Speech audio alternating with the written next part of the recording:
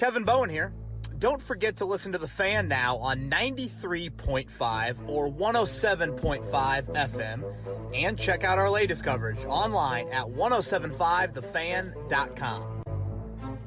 Are you out of your mind? Are you out of your skull? Good old Chuckster coming to Indianapolis this weekend. Raiders are flying straight from here to London. That makes sense. They aren't home for like 5 weeks. That sucks. Yeah. But I guess that's what they deserve for moving to Vegas next year. Mm-hmm. That voice you hear is Joey Molinaro. I'm Kevin Bowen, the newlywed. Joey back in studio. Hey. How you doing, man? I'm great. I miss my wife. I am feeling a little drained and just kind of emotionally and physically hungover. But, yes. It happened. It was there, and it was awesome. So it was an awesome night for sure. I'm sure it was a great weekend for you. Maddie and I had a blast, as we talked about on Monday's podcast. Yes, thank you for being there. Definitely. Dude, that was a great. I love that barn. That was cool, man. The bar? Yeah, or the barn? Barn. Yeah. Well, bar. Yeah. The bar's always Yeah. cool. I mean, the bar could be on a street or in my backyard, but the barn. Yeah. Oh, man, a lot of work went into that. Big thanks to Riley's mom and her grandma and everything, because they did a whole bunch of it. But we got down there on Friday and then set up the whole thing, and turned out really well. Mother Nature cooperated? Cooperated. It was a little warm, but it would rather be that way than rainy or sloppy or anything. And it was a great day, but glad to be back for sure. We loved it. We missed you a little bit here on Kevin's Corner, so we're happy to have you back. Sorry that you have to come back and watch the Raiders and Colts, but I love it. You said Chucky. I mean, he's coming. Chucky's coming. Fun. Yeah, he's bringing his football team to town. Right now, as we tape this Thursday morning, Colts are, I think, 6.5-point favorites. Yeah, which is the biggest ever for Jacoby Brissett under center. So that'll be something to watch. But our Thursday podcast, per usual, will be a very game-centric focused podcast. We'll talk about what I learned this week, the Malik Hooker injury, a little bit of Adam Vinatieri news, not too much. We don't want to hit on that. And then I do think we need to probably give our most detailed injury report update of the year. Again, when we we record this podcast, it's Thursday morning. So we still have 2 more practice days to watch. But I'd say a little bit more concerning, certainly, than we thought of coming out of the win over the Falcons. Yeah, well, let's start with things you learned, Kevin. And first, that kind of ties into the injuries there, is that it's really Khari Willis' time now. It is Khari Willis' time. And, it's kind of funny, Joey, when we talked after the draft, we felt like maybe Khari Willis was the most ready-made draft pick. And the reasons for saying that is this is a guy that started various games in 4 seasons. Not something you usually see from a Big Ten defender on a really good team in Michigan State. There wasn't some position switch he was going to have to undergo, like, I guess in a way Ben Banigou initially was thought of, or even a guy like Paris Campbell becoming more of a complete wideout and less of a gadget guy. But I will say that where we expected Khari Willis to be ready-made was probably more as a box safety, more as that line of scrimmage guy, similar to the one we saw 2 weeks ago in Tennessee, make some great plays. And now, without Malik Hooker, I think he's going to be asked to do a lot more deep field center, not so much center field, because I think now you just kind of have to play, I guess left field, right field, sort of a cover 2, more of that look to it. I don't think you want to leave either of your safeties, Clayton Geathers or Khari Willis, in that single high look. But we're going to find out about Khari Willis and something the Colts told us all along. Like, during the draft process, the Colts made it clear from day one. They were like, he's not just a box safety. Trust me. Like, he's not just this Clayton Geathers 2.0. Yes, he's probably most comfortable as a box safety, and we think he's one of the surest tacklers in the NFL. But it's something that now we're going to see him in a different skill set a little bit more. Again, deeper down the field, more of that kind of last line of defense sort of thing. And that's a skill set that I think Malik Hooker brings and brought to your defense, perhaps more so than any other player on your roster. It's like, Devin Funchess goes down. You think you have a kind of an equal counterpart in Deion Kane. Mm-hmm. But I look at Malik Hooker, and it's kind of like, he goes down. I don't think there's anybody on the roster that necessarily you look at on paper and you think that guy will 100% fit what Malik Hooker gave this defense. I remember talking to Chad Henry, the Colts area scout, So kind of the Big Ten, Michigan State, Midwest scout for the Colts. And he was pretty adamant that this guy, Kari Willis, wasn't just a box safety. Said that at Michigan State, they lined him up all over their defense. Extremely instinctual player, very smart player. And then we do the draft film breakdown with Chris Ballard.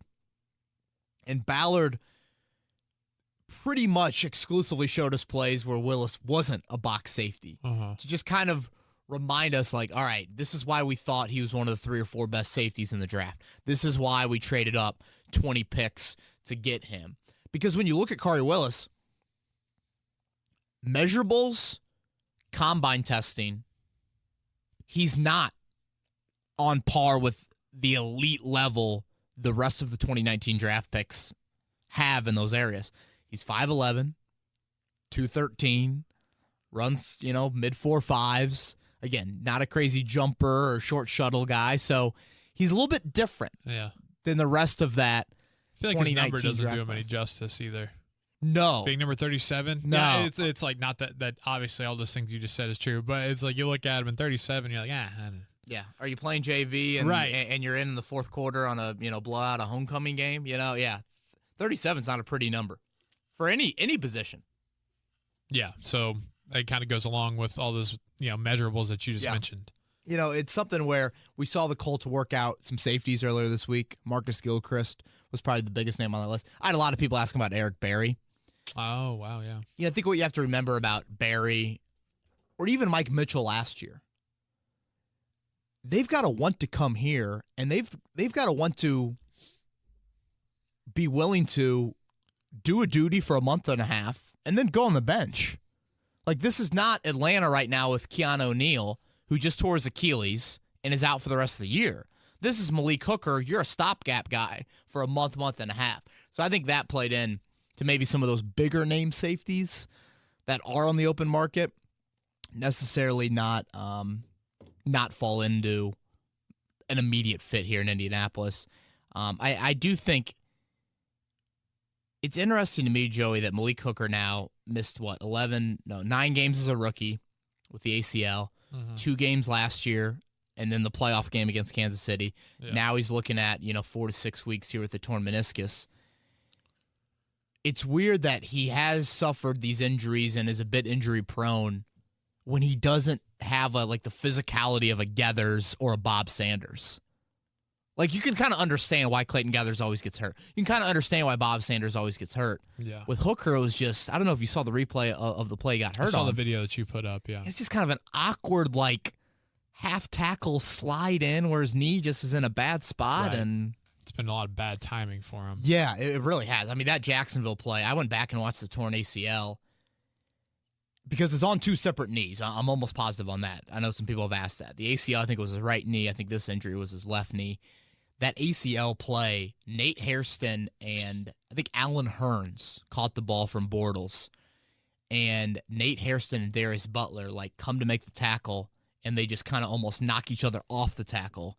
Hearns goes up the sidelines. Now Hooker has to make a tackle, and boom, he gets laid out on the sidelines. Kind of a very questionable block by, I forget who the Jacksonville wideout was. But lastly, before we move on, Kari Willis is going to get tested against some pretty good quarterbacks. The schedule has lessened with the Roethlisberger injury and maybe just some of those other quarterbacks, but the next 3 games, Carr, Mahomes, Deshaun Watson, that's a pretty good quarterback stretch. So I think Kari Willis will get tested. I think Clayton Geathers will get tested. Some people have asked about maybe Quincy Wilson back there. Maybe when you go into dime packages, we didn't see that on Sunday. But now that you've had a week to get ready, maybe you put, Wilson and Willis back there and you move Geathers up. So, yeah, we'll see how it all unfolds. And big test for the rookie out of Michigan State. Kevin, the Raiders start the year 1-0, Monday Night Football, big win over Denver after all that Antonio Brown stuff. And then back-to-back weeks, they get blown out. Do the Raiders stink? What's going on? I think they kind of stink. They've been terrible the last game and a half. Now, You play the Chiefs, and you go to the Vikings. I mean, those are two, difficult games for sure. But you look at the numbers since they had that. I think they're up 10-0 maybe on the Chiefs. I think they were kind of like the week 2, like, oh my God, yeah, who needs Antonio Brown? I was interested. Yeah. Right.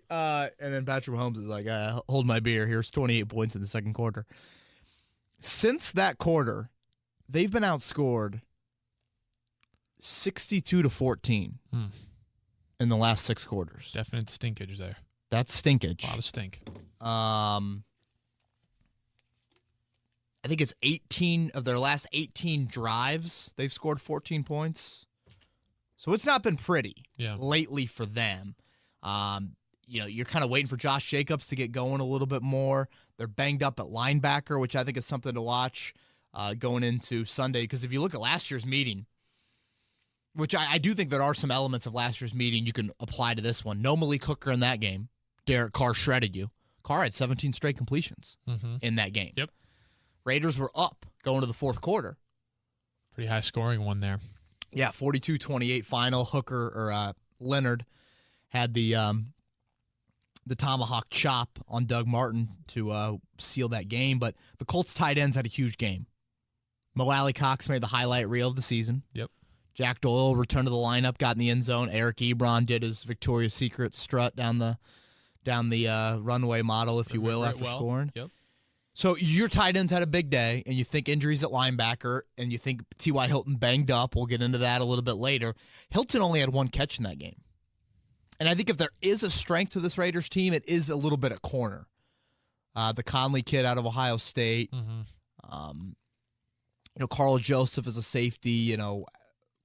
LaMarcus Joyner. There's a couple of names in Oakland secondary that I think you have to at least worry about. I don't know if you saw that. You see they cut Ryan Grant? Oh, no. Yeah, Ryan Grant. Because he had to slide in at that Z position after Antonio Brown left. And then he started, and he had the first catch of the season, and then, like you said, Ryan granted it. So no need for a tribute video. Oh, okay. Sunday inside of Lucas Oil Stadium. You could still have one for Jonathan Hankins. Would have been more of like a tribute vine to boy, that's good. That's really good. Yeah. Someone tweeted at me yesterday. I blinked. Did I miss it? Yeah, there you go. Someone was like, "Oh, are we just gonna have a picture of him running routes?" Like Getty Images highlight reel of Ryan Grant. Jonathan Hankins, Denzel Good, couple former Colts out there in Oakland. But yeah, on paper, Joey, I feel like it's one of the easier games you're going to have all year. For sure. And yes, you have some injuries that are going to play into it, but this is an Oakland team that I think is on the ropes. It's teetering a little bit. And we talked earlier, they're in this 5-game stretch where they don't play at home.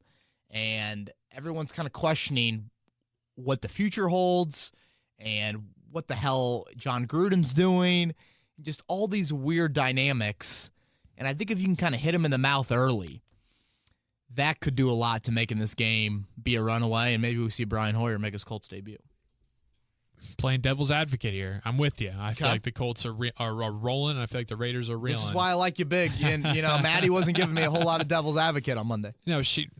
Big kudos to Maddie Bowen. She did a great job. I got a couple laughs listening for sure.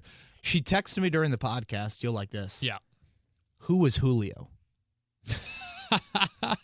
Well, she fooled me because she just went right with it, and she said, I wouldn't say he's the best in the league. She played it off pretty well. Yeah, I was like, oh, damn, you can make an argument for DeAndre Hopkins. Yeah. You can make an argument for some Odell Beckham, whoever. But, yeah, when she texted me who was Julio, boy, I was like, oh, boy. That's funny. Yeah. That's great. But to play devil's advocate here. Yeah. Kansas City coming up next week on Sunday Night Football. Had a good win over Atlanta. You're kind of, this is one of those weird games in between. It's like, okay, almost a touchdown favorite. We should beat the doors off of these guys. Is there any sort of fear of that from you? I think it's a very fair point. I trust Frank Reich to get his team to be a professional football team on Sunday. Take care of business. Do your job. Every sort of cliche that you can think of. Just get it done. Because if you win on Sunday,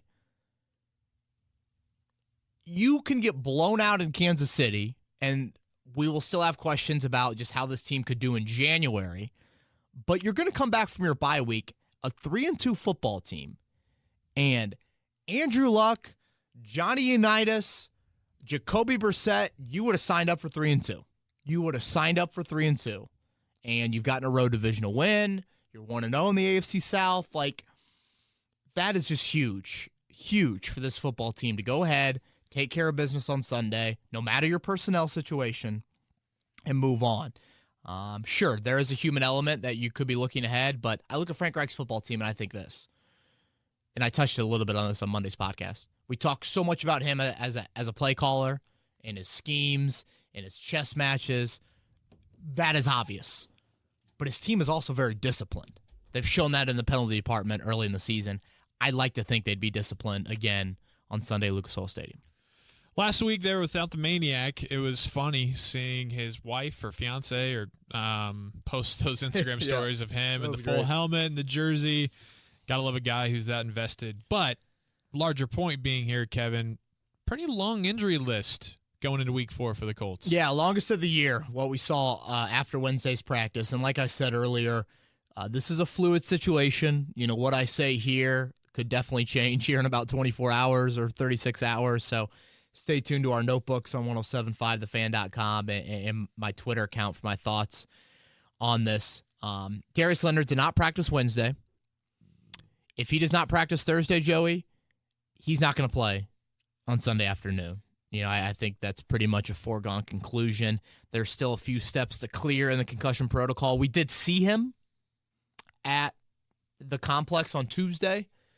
We didn't see him at all last week, so I guess that's somewhat of a positive sign. But, you know, there is past precedent with guys having concussions, missing multiple games. Quincy Wilson missed almost a month last season. Clayton Geathers missed a few games. Now, more often than not, a guy only misses 1 game or misses 0 games. Now, last year we saw Marlon Mack miss 0 games with a concussion. He didn't practice on Wednesday, but practiced on the Thursday session. So this is obviously a huge day for Darius Leonard to get back on the practice field. And, you know, I thought after going back and watching the game a little bit more detail, some definite ups, some definite downs for Bobby Okereke in his first start. Matt Eberflus, a guy that probably toes the line of not trying to be overly critical on his personnel or his defense in general, at least publicly. He was definitely gave that sort of vibe with Bobby Okereke. Some good, some bad. What you'd expect for a first-time rookie starter. If you look at Oakland, you think Darren Weller, their tight end, has been kind of a fantasy godsend here early in the season. Leads the team in catches. Had 13 last week. So the tight ends were exposed a bit. Now, Julio Jones and Mohamed Sanu and Calvin Ridley help draw attention elsewhere. The Raiders obviously don't have that, but Leonard is a name to watch. And then T.Y. Hilton, Joey. Quad injury for Hilton. Aggravated it on Sunday. He said after the game on Sunday that the doctors did not want him to go back in the game and possibly risk tearing it. So I think what we need to do with Hilton is we need to realize that this is not just, T.Y. Hilton misses practice all the time and still plays in games. Remember, he missed 2 games this time last year with a hamstring injury. He was not on the field in that overtime loss to the Texans. That's why I disagreed with Frank Reich's decision so much. It's like, wait, you're going to throw the ball to Chester Rogers? Yeah. With the game on the line? And I know it was a terrible throw by Andrew Luck, but still. By the way, nice wedding ring. I just noticed it. Oh, thanks, man. Yeah, went gold. Is it awkward? Getting used to it, for sure. Yeah, so it's an adjustment, but yeah, it's all good. I left mine at the driving range once. Oh, wow. Yeah, I was very nervous. I don't think, hopefully Maddie doesn't listen to this far into the podcast. I was going to say. Yeah, I went back. I got it, obviously. Okay. Yeah, I was probably, what was I, 3 minutes away? Sweating. That's not bad. Yeah, mother and daughter hitting balls right next to me. I just grabbed the ring. I'm like, yeah, see ya. Every time I wash the hands, it gets a little scary. For sure. Little slippery there. Yeah. But yeah, Hilton, again, he missed a couple games last year with the hamstring, and I just, quad, I hear tear, a possible, I don't know. I just think that's a little scary. Like a sprained ankle which you played through late last season. It was severe, but you didn't end up needing surgery on it. You weren't going to risk further injury or damage. It was just like pain threshold. Can you handle that? So I think this is different, and let's acknowledge the situation. You should beat the Raiders without T.Y. Hilton. With T.Y. Hilton, you probably will lose to the Chiefs. Like, that's just kind of, I know it's tough for like the Colts to commit to that. Yeah. But that's kind of how I look at it. And I'm thinking in the back of my mind, like, all right, if this is a possibility that, it's a grade whatever, 2 sprain or whatever you want to, aggravation. If he can rest through the bye week, does that grade become now this quad's 98% or close to 100%? Right. I don't know. It's a tough dilemma, I know, but these aren't the must-win games that you had last year when Hilton was dealing with those ankle injuries. So I think if he is out, they'll promote Ashton Doolin from the practice squad. And then obviously it's a lot on Paris Campbell and Deion Kane. So it's just something that I want to monitor a little bit more the next few days. I'm not ready to say foregone conclusion that he plays, like I think some people want to say. And then lastly, just a little bit of info we learned from Danico Autry. He was rocking these like sunglasses in the locker room yesterday. He got poked in the eye. Wow. In that Falcons game. It was hard not to look at him and not laugh. Are we talking like old geezer on the front? No, we're talking like I coach my son's travel baseball team. Okay. Yeah. So hardo dad. Yeah. Or like, I coach East Mississippi Community College, and we're getting ready for tour-a-days. So I chew a lot of tobacco, and I am balding. Right. And overweight. Right. Exactly. Got it. And Autry is such a stoic individual to begin with. I was so nervous looking at him in the locker room. I'm like, wait, is he staring at me? And I was like, right. So I finally went over and talked to him. I'm just like, hey, what happened? And he said that he might have to wear a visor. His vision is that cool messed up right now that the glasses really help his vision. He practiced yesterday. It wasn't on the injury report, but the D-line's a little banged up with Tyquan Lewis and Al-Qadim Muhammad as well. So a little bit longer injury report. Let's keep an eye on it the next couple days. All right, last thing from things you learned this week, Kevin. Adam Vinatieri, he seems to have corrected himself a little bit. Very solid performance for him on Sunday. Needed the 5 of 5 clean sheet. Yes, that 49-yarder. Got a little wobbly late, but a made field goal is a made field goal. And he went on the Pat McAfee podcast. By the way, Pat McAfee, Colts are undefeated when he bangs the anvil. Bring him back. Bring him back. Wearing the goat shirt on Sunday. Great work by McAfee. I still really haven't watched Thursday Night Football with him yet. I was planning on doing that tonight. Yeah. I might flip back. Oh, Thursday night game's pretty good. I'm going to have both of them. Yeah. Yeah, I'm ready to go. Eagles, Packers, and Memphis against somebody for McAfee's game. So Vinatieri went on McAfee's podcast this morning, and he said that he went back and watched some kicks during the 44 straight field goal streak he had in 2015 to 2016. And basically it's just timing more than anything. And he stressed just getting back to a smooth swing. I think length and distance has never been an issue for him, throughout these issues that he's had. And it's just getting a more of a smooth swing and, not too fast, not too slow. It probably sounds like every golf lesson people have ever had in their life, or, every dad in the batting cage with you. Just smooth it out, Yep. Let the bat do the work. Let the leg do the work. Yeah, I'm ready to coach T-ball right now. That was good. So yeah, that was kind of what McAfee stressed, or I guess Vinatieri, I should say, stressed with McAfee. And then he reiterated that retirement was never thought about throughout this process, and that, he wanted to make sure that he sent a message to his kids that tough times, you don't quit, more or less. To your family inside that locker room, you don't quit. And, he was pretty adamant it wasn't about confidence. It was more about, like, finding the swing slot, if you will, and just feeling that again in a game. I think we could maybe debate how much of it was confidence as well. But, what Adam Vinatieri needed, he needs another one on Sunday, and then he's got to go to Arrowhead and do it again before the bye week. You want to do some Twitter questions? Yes, yeah. Let's do those. We got a few left over, I think, from Monday. Awesome. From Landon. Jacoby has looked good. Reich's play calling has been phenomenal. Is a good comparison Andy Reid paired with Alex Smith, or is Jacoby's ceiling higher than Smith's was?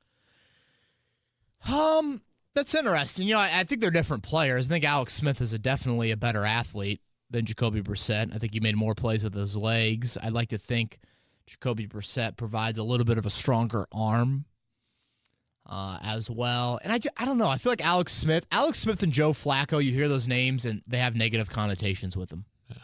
Yeah. Yeah. Like Alex Smith, if you put up his numbers probably next to like Eli Manning's, they're probably like not crazily different. Yeah, if they had the same amount of like games played, and kind of projected them out. Yeah. But there's just this negative, which, Eli Manning's won 2 Super Bowls. And I can't believe the stat that the Giants, Eli Manning's been the Giants quarterback for 15 years, I guess I should say. Uh-huh.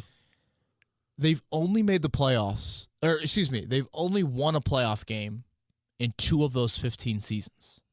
The ones that won the Super Bowl. Hey. How crazy is that? You win the big one, then you don't really remember those kind of stats. Yeah. Wow. Andy Reid, Alex Smith. You'd like to think there's a little higher ceiling there. I do. For Jacoby. Yeah.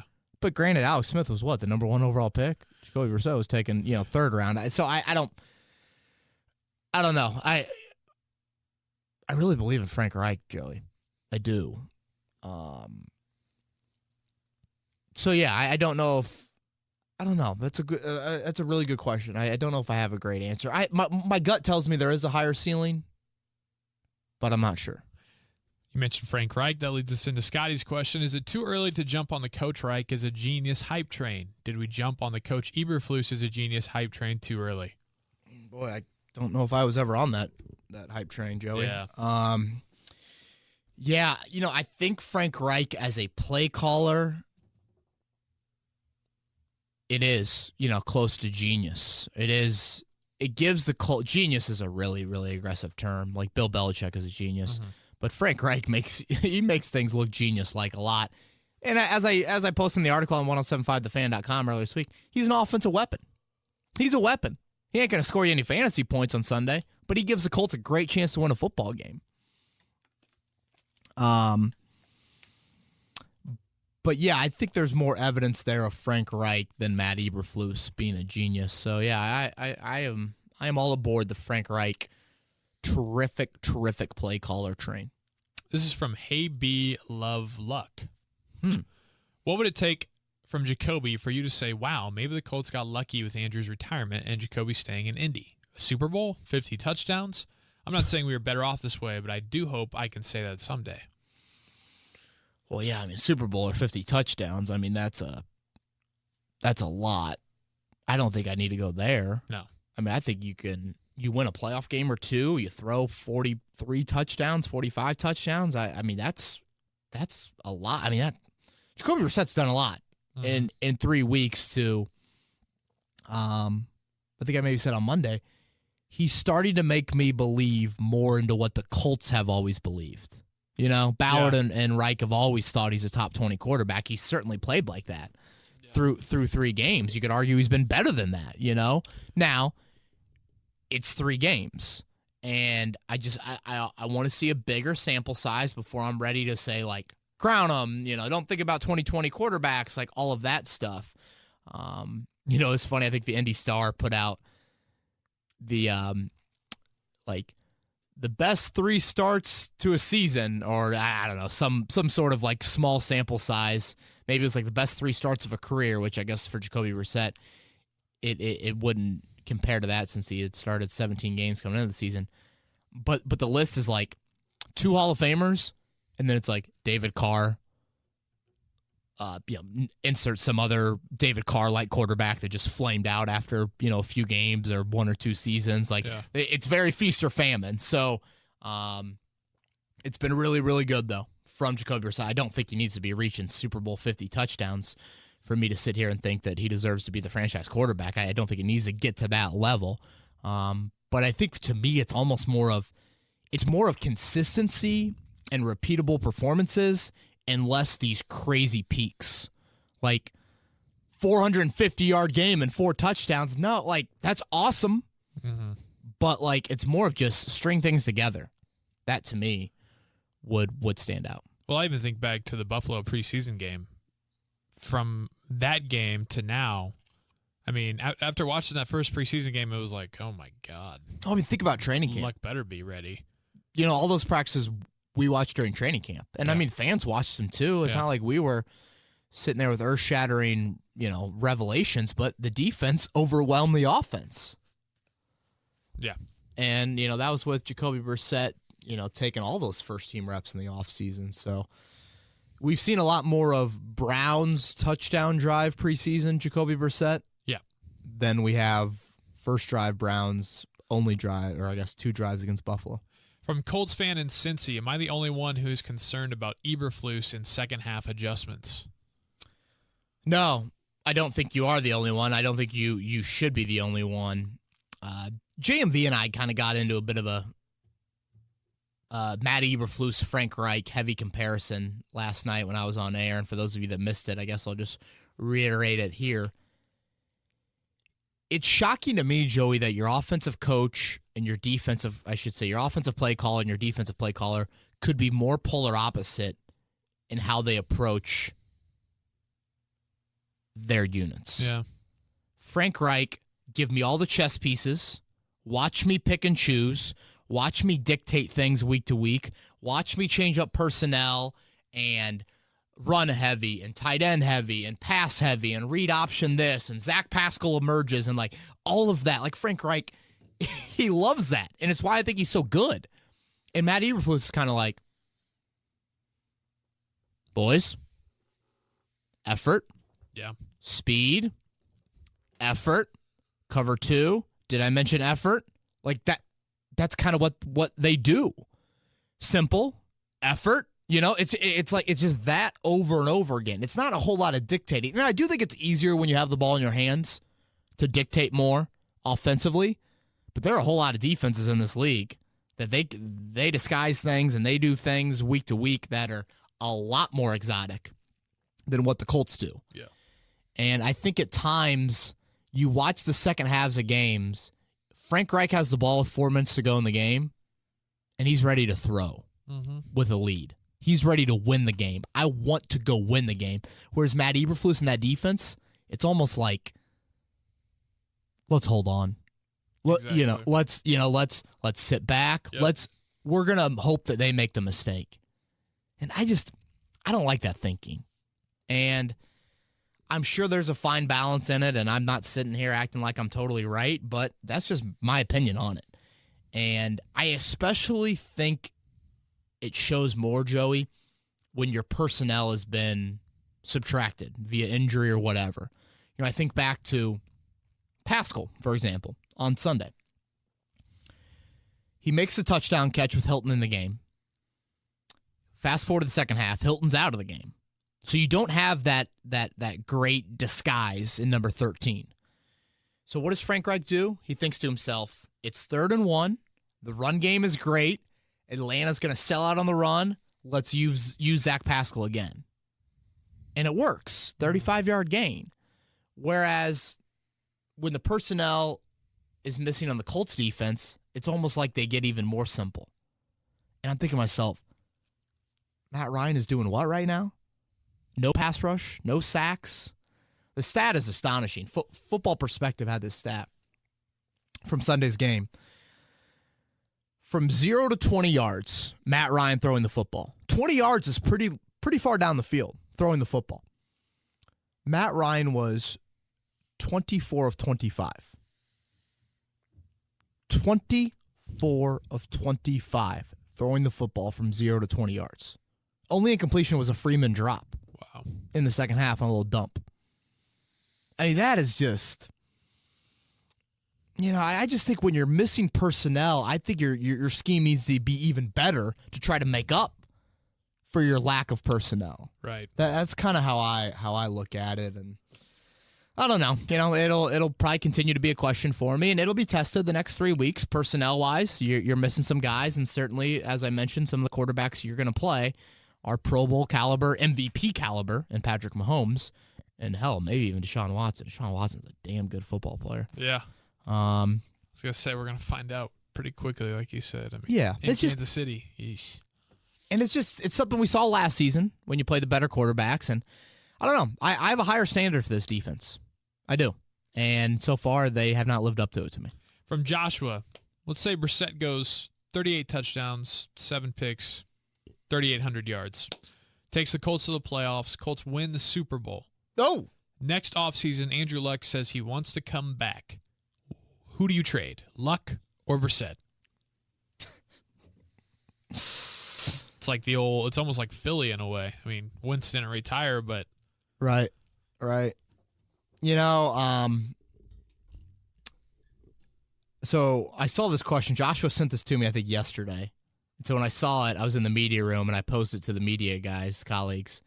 Oh, I've never seen him get more stirry in my life. They were all. So what were they like? That's crazy talk. Or just like, I've never even thought it. Like, I don't want my brain to go there. My brain would explode trying to think about it. Guys. But I'm thinking to myself, I love it. I think it's a terrific question. This is how my thought process is. I think Irsay would want Luck back, and I think Ballard and Reich would want Brissett. Really? Even after Brissett brought another Lombardi to Mr. Irsay? Yeah, the Super Bowl is a big deal, isn't it? I just think that, like, I don't know. I just think he has an affinity for guys that he brings in as kind of his own. Yeah, and I don't know. You know, when he says he wants 3 straight Super Bowls and all of that,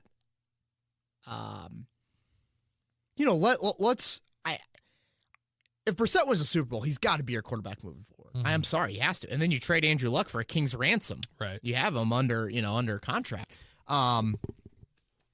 Let's say you only get the AFC title game, and Luck comes back. Then I think that's a much more debatable decision. Mm. And that's where I go back to. I think Irsay would want Luck back, and I think Ballard and Reich would want Jacoby Brissett. I think there's something about I think there's just a little bit more there inside that locker room of like, Jacoby's our guy. Like, that dude low-key quit on us. Yeah. Like, I do. I think if you really yes, they all understand it. They're like, all right, good for Andrew Luck. Like, we understand it. But still, he turned his back on. He left us 2 weeks before the start of the season. That guy didn't. That guy was thrown into an awful situation. Not an awful situation. That guy was thrown into an awkward situation. And he just took us to the damn AFC title game? I think that would get a rallying cry. And I don't know, man. It's almost like Bobby Boucher's dad. You know, he walks out, but then when he's going to the NFL and he's the water boy, he comes back and he's ready to be Tiger Woods and his daddy. But I feel you. Yeah, I would probably think that they would. No, majority of the guys would want to roll with Jacoby then. And I really think Ballard and Reich would yeah. Brissett. But man, what a great debate. From Tom, do you think Jacoby's performance Sunday was a fluke or a sign of things to come? Thought I was sneezing. Couldn't get it out. That was the worst. Yeah. All right. Sorry. Give it to me again. Tom wants to know, do you think Jacoby's performance on Sunday was a fluke or a sign of things to come? It's a good one. You know, the cop-out would be like somewhere in between week 2 and week 3. And he was really good on Sunday. And Frank Reich can mention now, he felt like he was elite on Sunday. He needed that elite performance to kind of tell his teammates or show his teammates more so. I fluke, again, it sounds too harsh, but yes, I don't think that will become the norm. 75%, 310 yards, 2 touchdowns and no picks. I mean, if that's the norm, MVP. That's MVPs type stuff. So I guess it is a bit flukish, but I don't want that to come off as me sounding like I think Jacoby Brissett sucks. I don't think that. From Andrew. Not confirmed if it was Andrew Luck or Andrew since Andrew's watching the Colts. We have that confirmed. You called that one. Who knows if he's chiming in on Kevin's corner. But Andrew wants to know if Mac ends with more rushing yards this year than Ezekiel Elliott, how much does he get paid when he signs a new deal? Do we extend him in the offseason? Well, I think the Colts would definitely extend him. I don't know exactly. I can't say I've looked at running back contracts too much. He would get nowhere near what Ezekiel Elliott got. Let's not try and compare. those two from a monetary value standpoint. And so, yeah, I mean, Marlon Mack would have a nice payday. Excuse me. Boy. Damn, you got all sorts of stuff going on over there. God, I'm struggling. Yeah, I don't think he would get a huge payday, like a top 3 running back payday. But I think he'd be paid substantially. And, I mean, the big thing for a running back nowadays is just get the second contract. Yeah. You know, that seems to be a prayer for half these guys. So that's why Zeke, you know, he has 2 years on his deal, but he wanted that second one done. Right, exactly. So, yeah, that'll be something that I'll probably take a closer look at later in the season when, you know, if and when it looks like Marlon Mack continues to do what he's doing and a possible. But I do think an extension would come if, you know, he ranked as a top 3 rusher in the NFL this year. From Mitch, it looked like Toure was more effective against the left side than Houston yesterday. Notice this in the Chargers game, too. Given his speed, should Toure line up on the left side and Houston on the right? I think it really depends, Mitch, game to game. You know, how does the tackle situation look? You know, you see Oakland, and it's Colton Miller, a first-round pick, and it's Trent Brown, the big free agent signing, who's a little banged up from New England. Those are the tackles. If you think back to the Chargers and the Titans, you know, no Russell Okung, no Taylor Lewan. So they've got played into, I think all of it is just very, where can we find the best one-on-one matchup? And Eberflus actually mentioned that this week of like, that we didn't do a good job of that against the Falcons. So we got to do a better job of identifying where, you know, he didn't say this, but basically you identify where their weaknesses are. Where do we want Autry? Where do we want Houston? Houston probably lines up on the guy that maybe can't handle the bull rush as much. Toure probably lines up on the guy that can't handle the speed rush as much. So, yeah, I think it's very, you know, very just different game by game, offensive line centric. All right, last one before we get into your keys to the game and prediction. This is from Jaden. Is there a reason why Ben Banigou hasn't gotten as many reps as we thought he would, or is it a developmental factor there? Well, Jaden, I don't know what you thought he was going to get. You know, I look at him as the 4th defensive end right now. Al-Qadim Muhammad, Justin Houston, Kamoko Toure, and then Banigou. You know, Toure didn't play a whole lot of snaps against the Falcons. So I know that Frank Reich actually liked what Banigou did on Sunday. He singled him out as a guy that played pretty well. But yeah, it's just, you know, it's kind of tough to get a 4th defensive. And when Jabal Sheard gets back, it's going to be tough to get him consistent reps. So I think you look at Toure as your better pure rusher. So that's why you want him on the field a little bit more than you want Banigou. All right, man. Colts, Raiders, Lucas Oil Stadium, 1 o'clock kickoff. What are your keys to the game? Disrupt Derek Carr is number 1. You know, the stat is pretty amazing. Derek Carr has the highest passer rating against the Colts of any team in the NFL. I think it's 128-ish. Wow. So he's torched the Colts. 2 meetings, or just 2 meetings, but still. Gotta have a better pass rush. And in a West Coast offense, it's so much timing. You've got to disrupt that timing, which, again, that is either the rush or it's you play a little bit more press man and you disrupt some of that timing. And just, I felt like at times in the zone looks, Joey, guys are backpedaling to their zone and then they get to their point where they stop in the zone. And then, for a lack of a better term, their feet get stuck in mud. And they're just slow to breaking on the ball, slower than they need to be. Yeah. So I think disrupting the timing of Derek Carr is paramount. He's the only guy that can keep Oakland in this game. I don't think Oakland's going to rush for, you know, I don't see Josh Jacobs going off for 150 and, you know, Oakland winning the game that way. Number 2, your depth has to deliver. We mentioned the injuries. You're banged up. You're also playing at home against the Oakland Raiders. You should win this football game. Even if worst case scenario happens, no Leonard, no Hooker, no Hilton, you should win this football game. Like, that's just the reality of the NFL. It's a home game against a team that we all expect to be drafted in the top 10. Yep. You should win this football game, and your depth has got to deliver for you. You know, second start for Okereke. If Hilton is limited or if he's out, do we see Campbell and Kane, you know, take on a bigger role in the passing game? Obviously, Kari Willis at safety.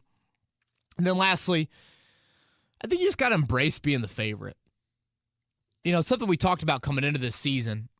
Will outside expectations, will the Colts react differently to those this season?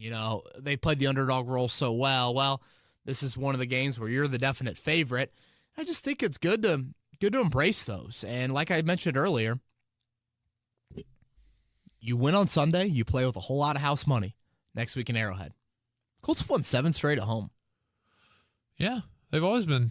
Think back to the RCA Dome days. Right. But seven straight. That's notable. Second longest streak in the NFL, I think, to the Patriots.